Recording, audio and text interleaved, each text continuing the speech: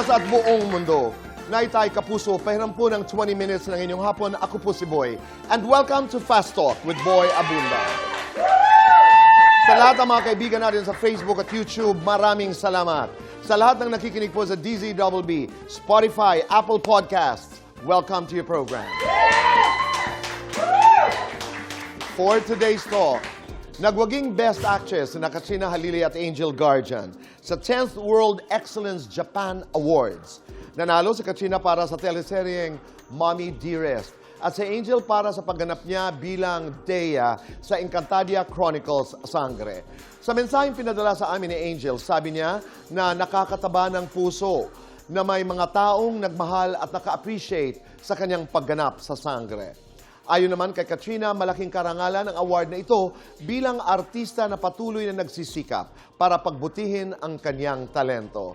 Kabilang sa mga pinasalamatan ni Katrina ang kanyang anak na si Katie at si Chris Lawrence na official nang nanliligaw muli sa kanya. Ang cute naman.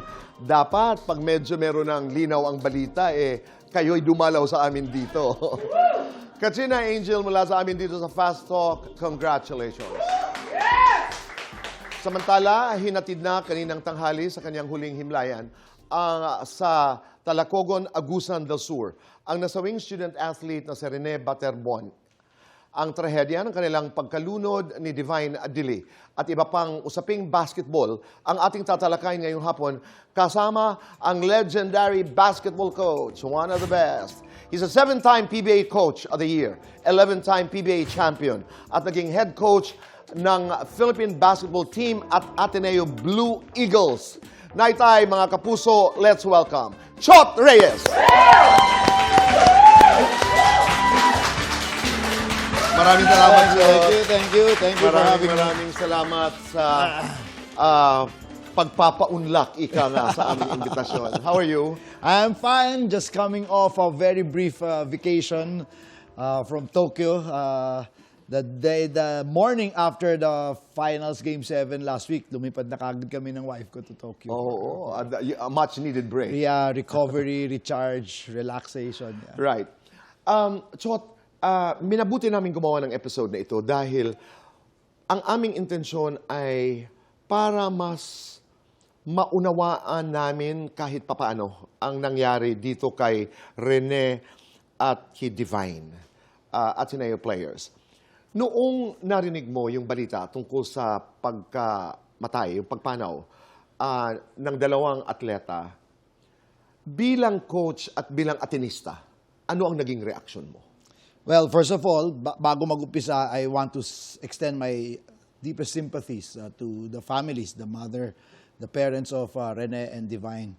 But coming back to your question, the moment I heard it, I was filled with deep sadness because I know Divine personally. We're not close, but you know, he's been here for a couple of years. Ang practice ng team ko sa Moro Lorenzo Gym sa Ateneo, where the Ateneo Blue Eagles practice as well. So nagkakasalubong. Almost every day. And Alright. kung di man kami nagkikita sa court, nagkikita naman kami sa weights room, sa gym, because Divine is a very conscientious bodybuilder. Talaga nag-aano siya. He really takes care of his body. And my team, I join my players in our weights program, lifting and all that. And palagi na doon si Divine. And he always has a very cheerful greeting for me. Good morning, nice coach. guy. Palagi yan. Good morning, coach. Good morning, coach. So, yeah. So, actually, I posted it, the first practice that we had. Pagpasok ko sa gym, I posted on my Instagram story. It was a surreal feeling not to have Divine around to give that morning. At may nagsabi sa akin na parang biglang tumahimik yung gym. Correct. That's what I mean. Kasi Diba? magkasabay kayo eh. Oo, walang ano. So, that's the first thing that I felt was really deep sadness. Oo. Based on what you know, I know these are very difficult questions to ask, no? Base doon sa iyong nalalaman, Chot, ano ba talaga ang nangyari? Again, ayoko nang dumagdag pa sa dami ng speculation that's going around, di ba? But it was really part of their regular conditioning exercise. Alam mo, sa sports, not only in basketball, beach training is very effective resistance training. yung tumatakbo sa buhangin. As Okay. against running on regular surfaces, that really promotes stronger footwork, greater cardiovascular endurance.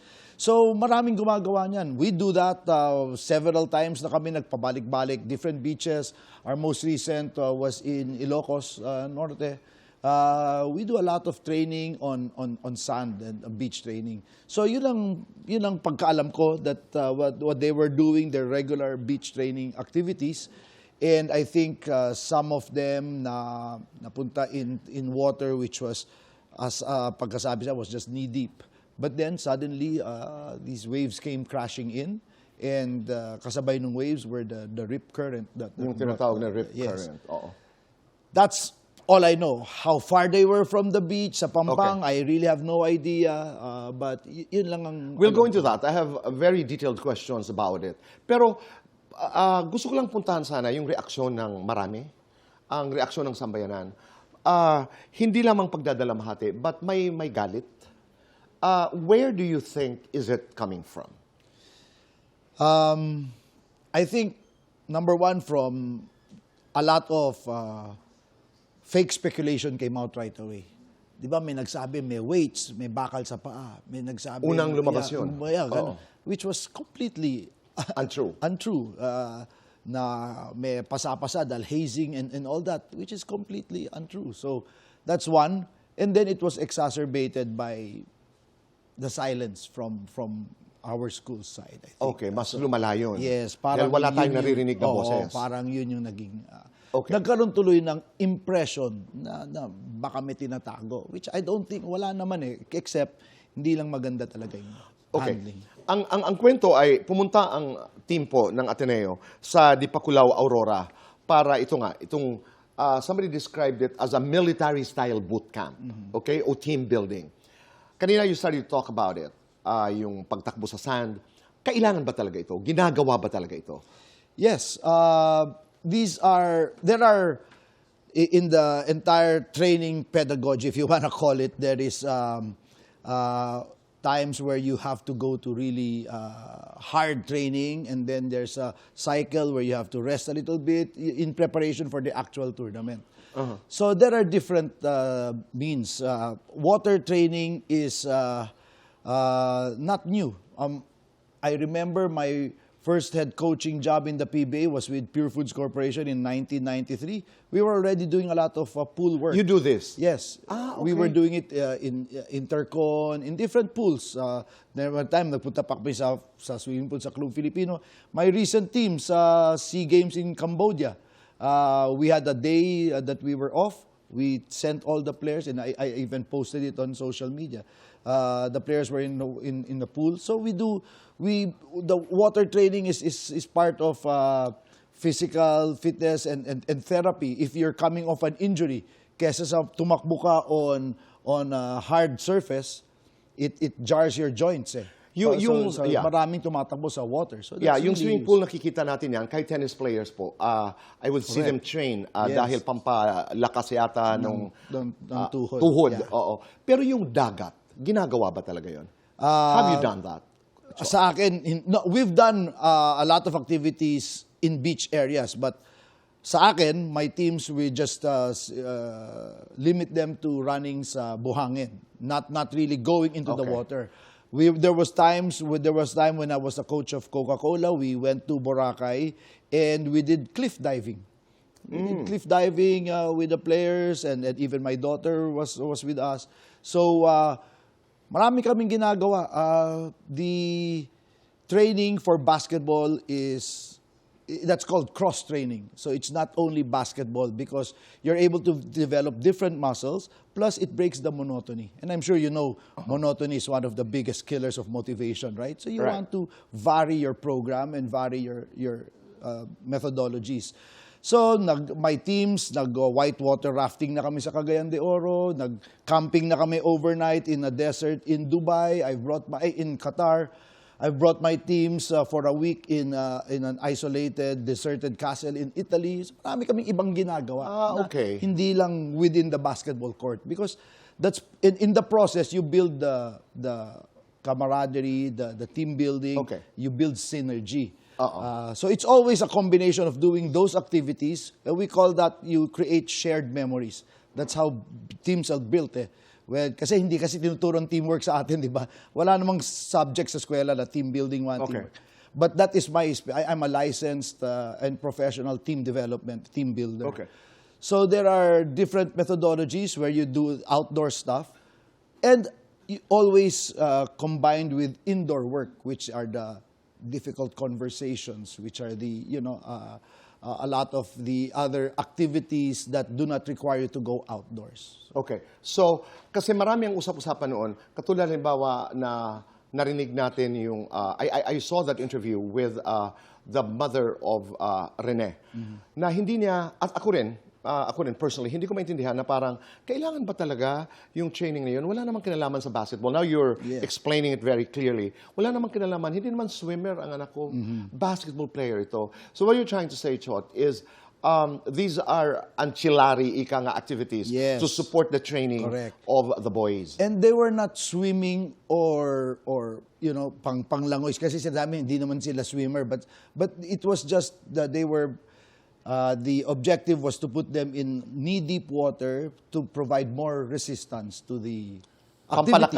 Whatever, the calisthenics or the activity that they were doing. Pero to your knowledge, kasi marami kaming sabi mo nga, ang dami ng kwentong lumabas, kaya there was so much room for speculation. Di ba?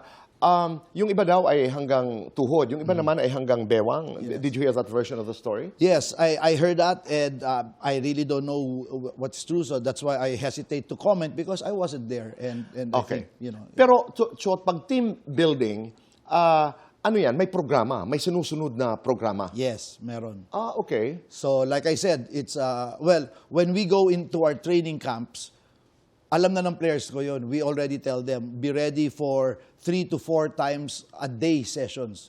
Kasi when you go on regular basketball practice, isang 2-hour practice, that's it. But when you're in a training camp, you eat, sleep, and play basketball. Pero may safety precautions. Yes. Meron ito. Kasi ang nangyari noon ay, di ba, ang unang paglabas ng balita, walang signages, na delikado yung lugar, walang lifeguards. So nakaapekto yan doon sa opinion nung nakakarinig ng balita. Correct, agree. I think they're very familiar with each other because, as you know, that wasn't their first time there. Kilala na naman sila kasi doon. So. Yeah, they've done that in the past years. Yes, no? past years. Oo. Okay. Si Coach Tab Baldwin, in I think one of the interviews that he gave sometime 2016, 2017, sinabi niya that he was inspired by a football coach, an American coach, whose name is Paul Bear Bryant. Yeah. Na ang goal ay, to quote, is to break the men. End of quote. Anong ibig sabihin nun? When you recruit players, they're of different backgrounds, different beliefs, different cultures. And you want them to imbibe your own culture. So that's what Paul Bear Bryant, the legendary football coach of Alabama, was referring to.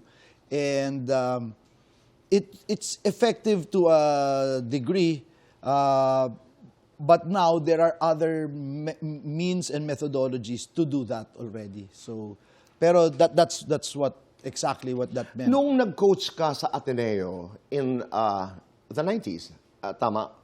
Did you do this? Yes. Yung sand. Yeah, we do. We ano tawag nun? Sand running or something? It's just well, for us we just call that beach work. It's resistance Beach training. work. Yeah, it's Okay. resistance training. Kasi it's a two birds with one. We promote the better cardiovascular conditioning of the Okay. players. Plus, we give them time also to be together for R&R just to, during the break time, like you say, may schedule talaga yan eh. But there are blocks where it's break time. So they can just swim or have Laugh a good time and have together. fun with each have other. fun. Just to be together. Correct. And I'm a big believer in that. So that's all part of it. So yeah, my teams in 90, 91, I coached the Ateneo College team for 3 years, 1990, 91, 92. Those were the down years where we were not doing very well. But we had a lot of team building activities. But in you those did 3 beach years. work during Yeah, that time? we did okay. the resistance training. Okay, so hindi bago ito. Kasi, babalikan ko lang yung sinabi natin kanina, because of the absence nga of the voice that we were waiting for, I mean, whatever that was, no? So, ang daming speculations. And crazy speculations, short. Naroon na yung mayaman kasi, kaya hindi na aksidente, mahirap, na-dichotomize yun, no? Kaya. Meron ding kayo ang guilty, kayo ang etc. How were you reacting to this? I commiserate with the players who are receiving death threats. I mean, And why? the bashing, What's it the for? massive I should bashing. know, boy. Alam mo naman ako, I received death threats when nung nagtatalo yung Gilat. I received death threats, and it's not fun. It's not good to have. But like I said, I'm all for finding truth, seeking justice, but not at the expense naman of. Yeah, and it went overboard yung kayo ang naglunod, kayo Kaya, ang correct, guilty. diba? It's so- Kailangan lang sabihin natin na medyo that went overboard, no? Chot, sa palagay mo, ano ang pagkukulang at ano ang tamang ginawa ng Ateneo de Manila University? Ang kasagutan sa pagbabalik po ng Fast Talk with Boy Abunda.